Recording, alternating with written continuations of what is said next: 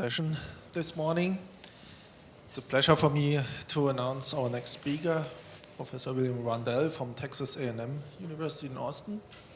He made his PhD in 1974 in Glasgow, University of Glasgow, and then went to United States. And though he never intended, he stayed there forever. Yeah. Forever, yeah. Yeah, so. Well, he will talk about fractional diffusion equations, and we are very excited to hear your talk. Bill. Yeah. Thank you very much. Very glad to be here. Despite my age, white hair, this is actually my first time in South America. So it's a great honor and pleasure. I start with an apology. The title is a bit terse.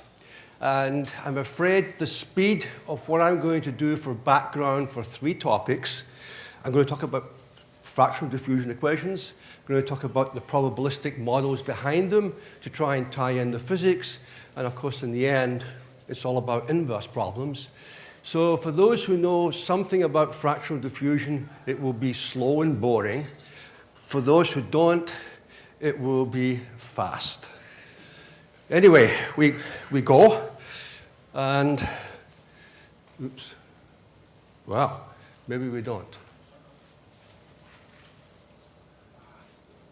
I think it's on the other computer.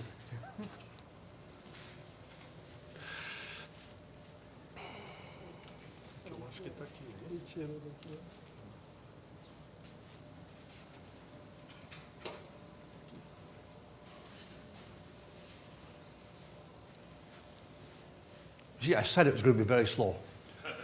Okay, we're going back 200 years, actually to Glasgow. Robert Brown, Thomas Graham. One was a chemist, Graham, and Robert Brown was a botanist. And a newfangled device called a high-precision microscope. Brown noticed that not just sort of little cells of alive things, but dust and everything else seemed to travel in a very random motion. And he couldn't understand what the medium was that would do this, okay? But he documented it exceedingly well, and this was the sort of the first Brownian motion paper. Derivation of the heat equation macroscopically is usually described to Adolf Fick, although he cheated. He knew the answer because he'd seen the work of Fourier, and he fixed up a model of 2 things, the divergence part and then the gradient, to amalgamate them into the heat equation. Einstein gave the accepted now notion of Brownian motion and diffusion caused by the thermal motion of atoms that, of course, the microscope could not see. Okay, so we're going to go quickly. I'm going to have a probability density function on the real axis. It's got step j going from j plus 1 to j minus 1. It can jump a step. The step size is always delta x, and the clock goes at delta t. Same delta t, same delta x. How does the particle move? So the answer is, from up here, what I get is this statement. I play by adding a term in both sides. I make in this fictitious delta x over delta t here. And what comes out of it is the stencil, numerical stencil, finite difference for the heat equation. And the k here is quite important. The k is this term. What does it do? It's the coupling constant between space and time. Okay, very good. So now we get a little bit fancier. I want the jump length not to be fixed delta x, but to be sampled from some probability distribution in space I'm going to call lambda. Instead of the tick of the clock being constant, I'm going to sample the jump time to be from some other distribution, which I'm going to get to in a second. The assumption is on lambda that I can write it out as a series under Fourier transform, and I want as many moments to exist as I need. And I'm going to show you what those are. Okay. I'm going to assume that lambda is normalized and even. So the first moment is 0, second moment is 1, and then U3 and all the rest of them don't matter as much. I get this. When I continue with this, supposing I've now got a PDF, F and G, then the sum of the random variables coming from that is a convolution. And if I assume, and this is the critical piece, the steps are independent random variables, okay? Very important. Then the position of the walker is given by the product formula like this from the Fourier transform, and I simply take my expansion to the power n. Now I take n going to infinity, and the Fourier transform of the probability density function in X is given by that. Okay? If I invert, if I invert, then what I get is the standard Gaussian. Okay? And the Gaussian comes no matter what my lambda is, provided it's got mean 0 and finite variance. Okay? So this is just a central limit theorem.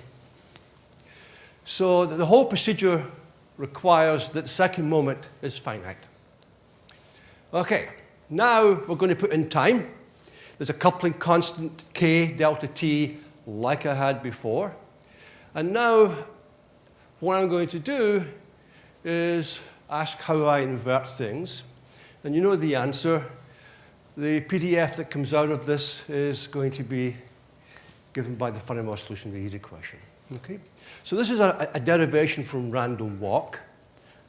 And this work actually predates Einstein. Rayleigh, in the late 1880s, basically published this, but of course had no connection with the atom piece or the thermal motion. Okay?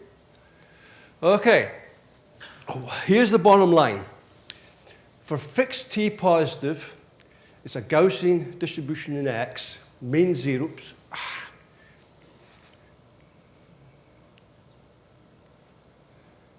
Okay. It's got mean 0. Okay. It scales linearly with time. The expected value of the particle is proportional to time, the distance away from the origin. Okay. And this linear scaling is a classical feature of classical diffusion. And this is essentially what was in Einstein's paper. By the way, it's one of 4 papers in 1905, 2 of which won the Nobel Prize.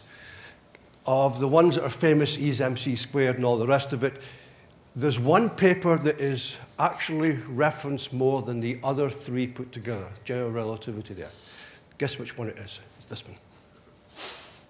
Okay, now we're going to go and let the jumps in time now, another distribution I'm going to call psi of t, and I want to have longer waiting times, shorter waiting times, again from a sample distribution.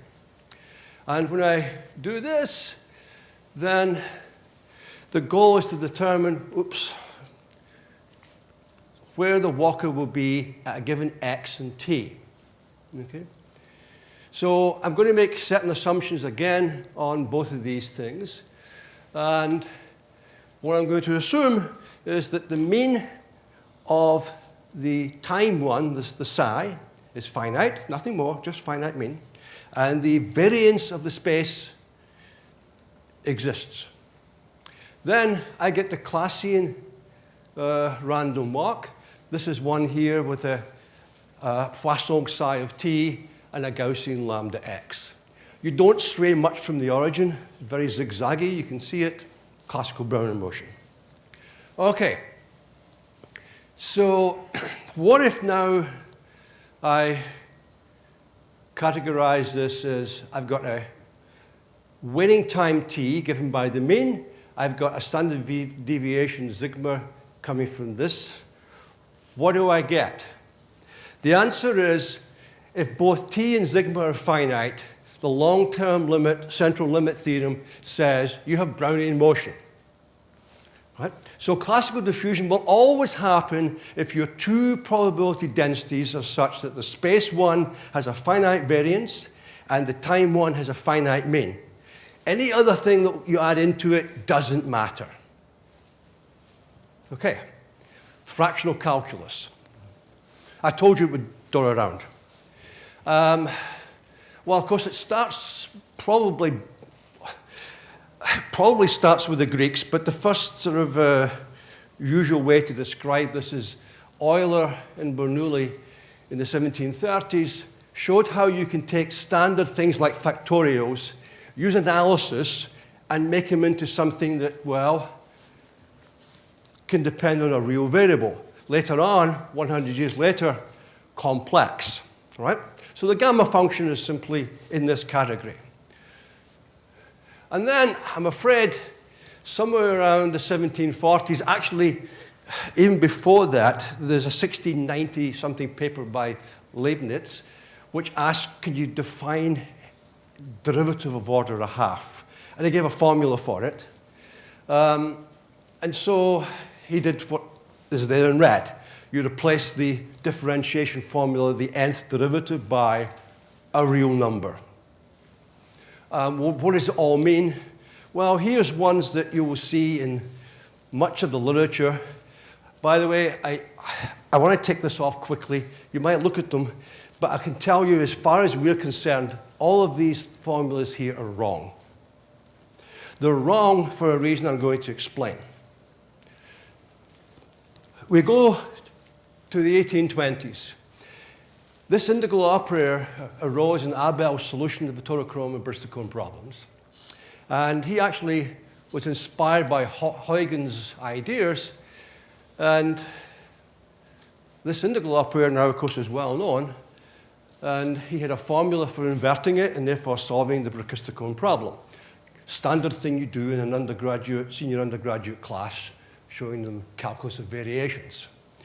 So this is very nice. This is a fractional integral. And I've got my fractional integral here, and I've gone and differentiated it. So here we go. Abel had shown the way to define a fractional integral rigorously, space to space, and then by the inversion of this thing, how to define a fractional derivative. This should be called the Abel derivative, honestly. But unfortunately, the work by Liouville and Riemann later dominated the literature, and this object here is called the Riemann-Liouville derivative. So here it goes. The nth one is you take the function, you integrate with a power, you differentiate n times, and that is the nth Riemann-Liouville derivative. Okay? Now, there's another version which says, oh, well, okay, don't integrate first, differentiate first, and then fractionally integrate. There should be a great similarity. Well, there is sort of, and you'll see this in a second. It's sometimes called the Caputo derivative. Like much in fractional calculus, the person who has been named as the object, qualifier is not the correct individual. I've renamed it in some ways to be the Gibochan Caputo derivative. This was studied extensively by Mikhail Gibochan in his 1966 book. That book is now translated some 20-odd years later in the American Mathematical Society. If you want to know about fractional derivatives and you don't mind reading a Russian-style book from the 50s and 60s, this has an advantage. It is absolutely flawlessly correct. Okay? And there's very little in that book that you need, or very little missing in that book that you need. Okay? Anyway, the geophysicist Caputo discovered the version. He was looking at geophysical phenomenon, percolation of water in a very inhomogeneous medium. So there's a particle in the water, and the particle didn't just drop via Brownian motion. It had these long time jumps where it did nothing. Stood there, and then boom. Waits a long time, boom. That's not the picture you saw up here. So he wanted this memory effect in time, and the memory effect is easily obtained by an integral. He didn't like the Riemann-Liouville integral for a reason you will see. And here we go. Okay, so if I differentiate the integral, by the way, I should point out to you that one of the most important things is this A here, where it starts. All those formulas I showed you and said to disregard start at minus infinity. Time doesn't start at minus infinity. Space might, but not time. So from the time perspective, all those formulas are wrong. We want A to be finite. Okay, so here we go. There's the formula. Go plug it in. It's a power law, but the catch is the Riemann-Liouville derivative of 1 is not 0. Try and tell this to a physicist that the derivative of a constant is a variable, and you get trouble. Okay? So physicists do not like the Riemann-Liouville. Mathematicians do. The space is better. You integrate first, less regularity on F, and then you differentiate. The other way around, you need more regularity. So let's compute the fractional derivative of the exponential. Come on, in an ODE, the exponential function is king. So I'm going to be using an ODE, well, for a start with PDE. So we'll calculate it. And what I get is, unfortunately, a more complicated object with not the factorial, but a gamma function in here. Surprise, surprise. This is, in fact, going to be defined shortly. It's a so-called Tag Leffler function. You'll meet it several times. But let me just point out to you that if you apply these formulas, the product rule for derivatives fails. If the product rule for derivative fails, integration by parts fails. Green's theorem fails. Green's theorem is the fundamental theorem of PDEs, so you don't have your fundamental theorem of PDEs anymore, at least not without some modification. Okay, so if we go to the Giboshan version of it, we differentiate first and then integrate. And it's much more restrictive, obviously, from space to space. And it requires absolute integrable order derivative that you put in. The two derivatives are not the same, but they are the same if you've got enough smoothness and the boundary conditions match. And that is, of course, difficult to do in the case of this here, because this one may not have those conditions. Okay, composition rule doesn't work for this one either. You don't gain anything this way. And what you can do is get Laplace transforms. The formula to leading term is correct, but how they bring in the derivatives vary considerably.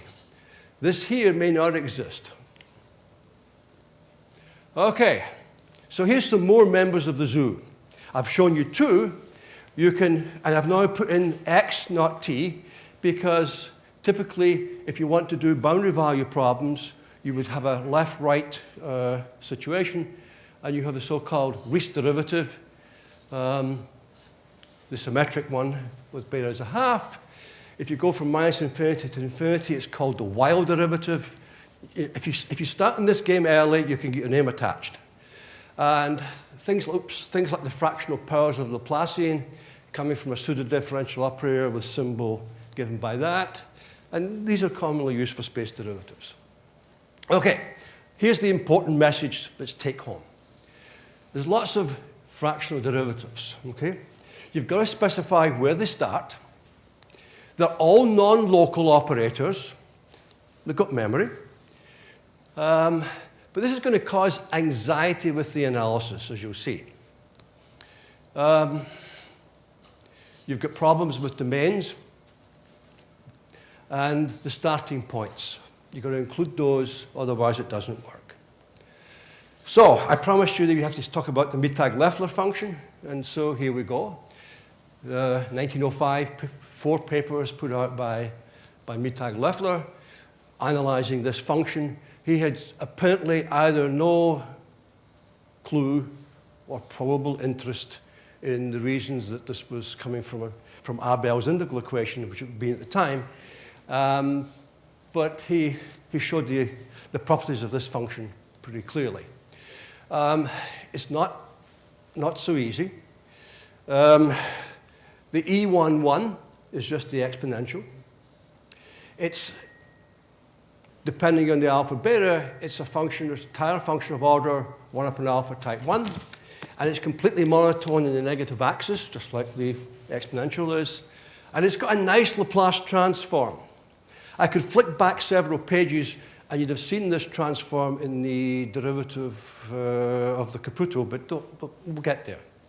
Okay, so the important message is it decays linearly on the negative real axis. This result is straight from Gibberchan's book.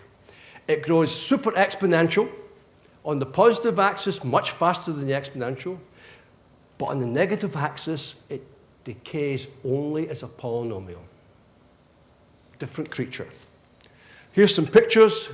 This is alpha between 1/4 and 1. This is the quarter. Look how much it goes more over the exponential. But look at the decay. Exponential decay, the black line, but these others are all polynomial. All linear polynomials, actually, 1 upon linear polynomials. And if you go between 1 and 2, which is often done for space, then you get the same picture, but in the negative axis, you've got sinusoidal functions in black and decaying, polynomial decaying sinusoidal functions in space for the fractional case. Okay, we have to solve this. We can't solve this, we can't do the Heat equation. And there's the answer. It's given by a Tag Leffler function. We saw that earlier. So now I want the fundamental solution for this. I want a Caputo in here. I'm going to transform, Fourier transform in space. And when I do that, I get this. I solve it. Remember the initial value problem with the lambda in here? Oops, there it is here. Tag Leffler. And now I need to find the inverse transform of a Tag Leffler function. Well, you can look it up. Now you'll find it in most books. If you go back 30 years, you won't. But the answer is it's a right function. And a right function was due to Wright, as of Hardy and Wright fame, the number theorists. This came from number theory, combinatorial arguments, 1933 paper, 2 papers actually. It's a little bit more complex even than the Tag Leffler. And why do I care about it? What it does? Well, actually, it's a particular version that's got, instead of 2 parameters, condensed into 1 by this. This is the one I need. This M often stands for Mainardi. Mainardi was one of the sort of more historical, he was a student of Caputo's. And he did a lot of work in fractional calculus, calculating fundamental solutions. And he thought he discovered this function. He called it the Mainardi function. Until he went to a talk one day, and a number of thieves was in the audience, says, Wright knew this 40 years ago. And so he apologized in public and all the rest of it. A good guy. Anyway, here's the bottom line. The Laplace transform of a right function is a Tag Leffler function, so the inverse transform of a Tag Leffler function is a right function. Okay? And in fact, here are some things you can compute with. Laplace transforms of this Mainardi function and the Fourier transforms, easy enough to calculate. And when you combine what I had before, what do you know? You get the fundamental solution of the fractional diffusion equation. Okay? It's interesting. Notice if alpha is 1, you get the Gaussian. Hopefully that was correct. But look at what the others do. Singularity at the origin. It's just there. It's because you took the absolute value of the square root. This is not good news, or it is good news depending on what your opinion is, because when I start to play with this analytically, what it's going to tell me is all the nice smoothness results that you know for a parabolic equation based on this are going to have to deal with a singularity in the derivative at the origin. So the diffusion operator will not be anything like the same thing. Okay? So, sorry I hit the button, but it's okay. It's the next slide anyway. I'm going to go back again to random walks. Anomalous diffusion now is when I'm going to break one of the two rules that I said, finite variance and finite mean. I'm going to keep the finite variance in space, but I'm going to relax the finite mean in time.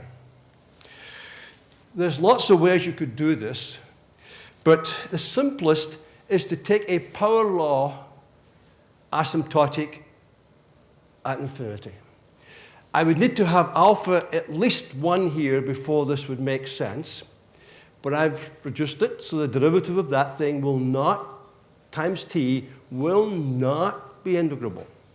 Okay? The specific form is totally irrelevant. It's only large time decays that's going to matter. We saw that already.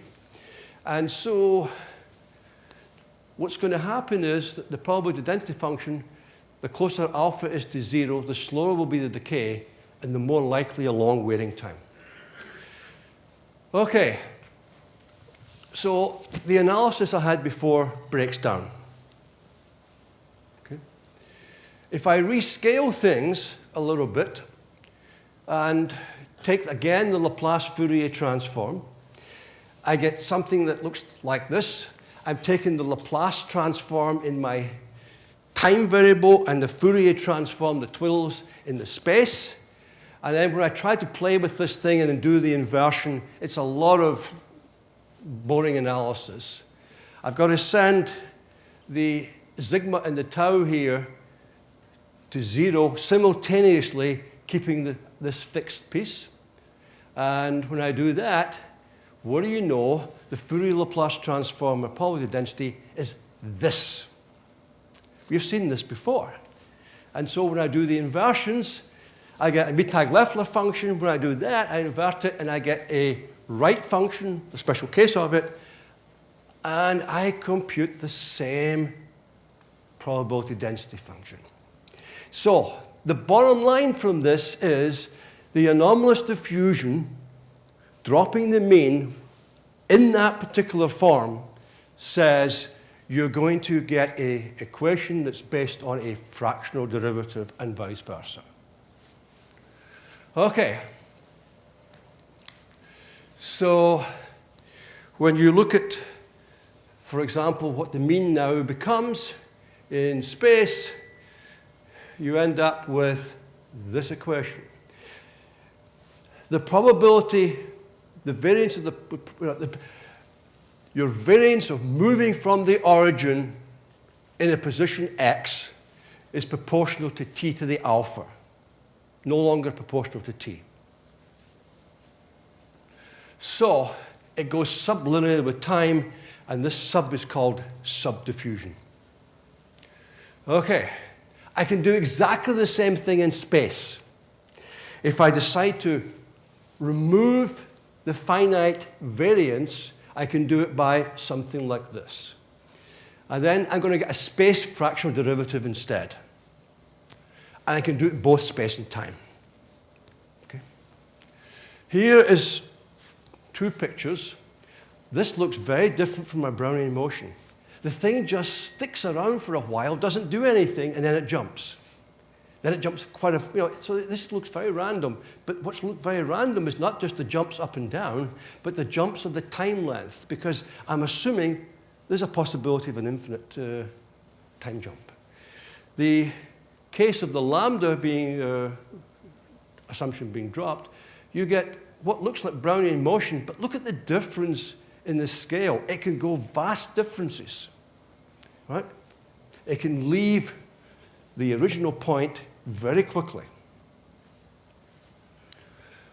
Okay, so the standard subdiffusion equation is the following.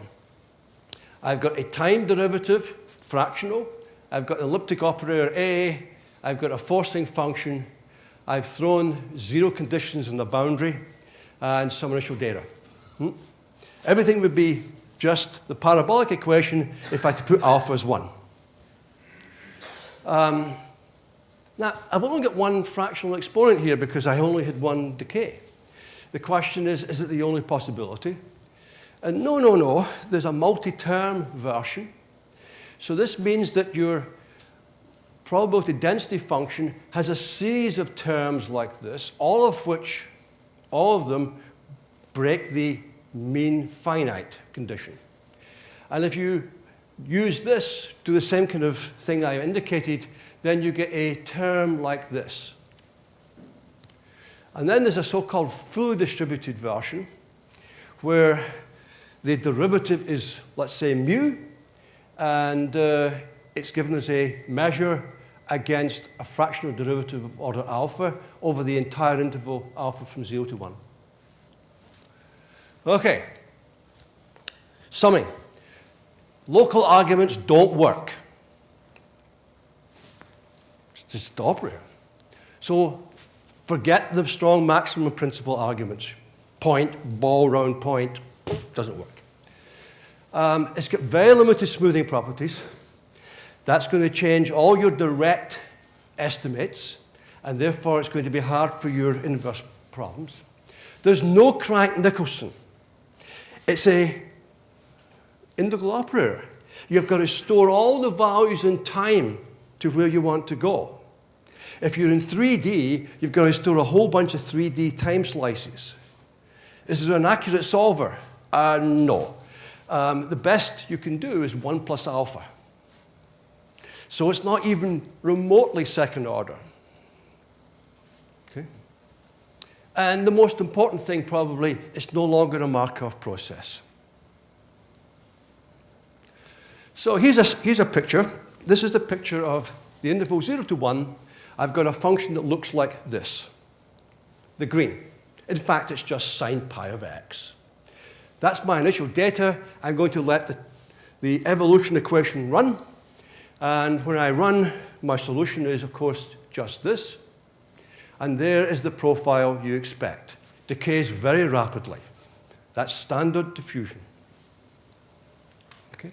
This is measured at the peak point, x is a half. Let me throw in now fractional. Ooh, look what happens. It decays really rapidly to start with, and then it levels off. The red one is alpha's a quarter. It almost goes straight down and along. That has to change nearly everything that you're thinking about. So, inverse problems. Well, there's an unlimited number of questions. Any inverse problem you've ever seen for the Heat equation now can be asked again. And so I'm going to look at a few, but very briefly, and here are some of them. How do we determine the fractional exponent? That's one thing that all the experimenters want. How much fractional diffusion do you have? Okay. Turns out to be, in practice, not so easy. Then I want to look at the classic inverse problem for parabolic equations, the backwards Heat equation. And then I want to look at an unknown source term of the form f is chi of d with overclosed flux data. And just as a teaser to some people in the audience who are into regularization, there's things you can say about regularization techniques that would utilize fractional derivatives. And if you want to get an example, look at the BV. It's the L1 norm. Look at the case that, some people local to Barbara, Graz, have made a whole work form for the last 10 years, for example, regularizing by the Laplacian in there. The Laplacian is merely the case of a beta is true. Why not look at the pseudo-differential operator and take a fractional one? What will the difference be? You won't get the nice smooth Gaussian. You'll get something very peaked, and that could be to your advantage. I'll say no more.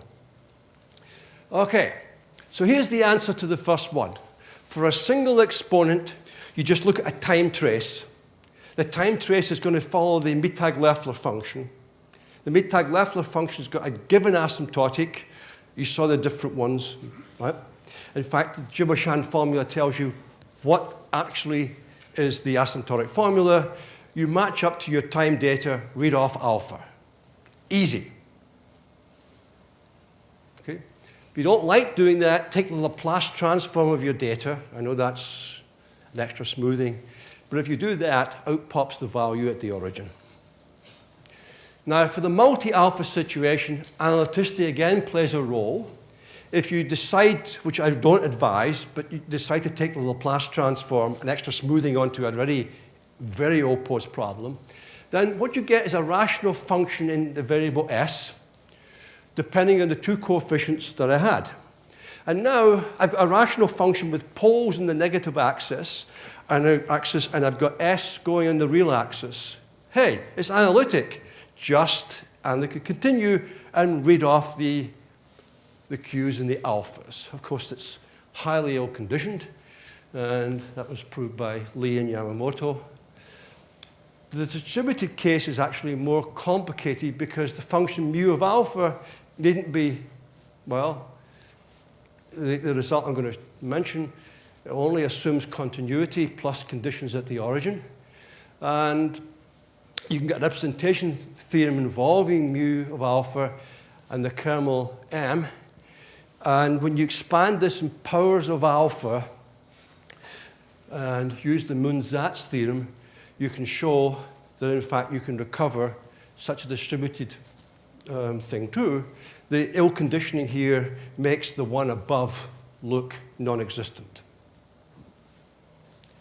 Okay, this is the poster child for fractional diffusion. Backwards, initial data, final data, and I measure the final data, and I want to go back. So there we go. We just simply do the usual things. We solve for the Fourier moments later in time. There's the picture. There's the answer. And you can recover them if you can multiply by n squared pi squared t. If n is 10, n squared pi squared is 1,000. If you can multiply by e to the 1,000 t, you're in good shape. Incredibly ill-posed. Do the same thing, fractional diffusion. No exponential, Tag Leffler. How does that thing go? Well, we know the asymptotic for the Tag Leffler, and it's a polynomial. In fact, it looks like this. And so, in fact, you can show that the H2 norm of the data, then you have control in a bounded sense, and the stability estimate is given by this. This was shown by Liu and Yamamoto some 7 years ago. Okay, so it's only mildly ill-conditioned. You can go backwards in time. The question is this important? Well, it can change the physics, right?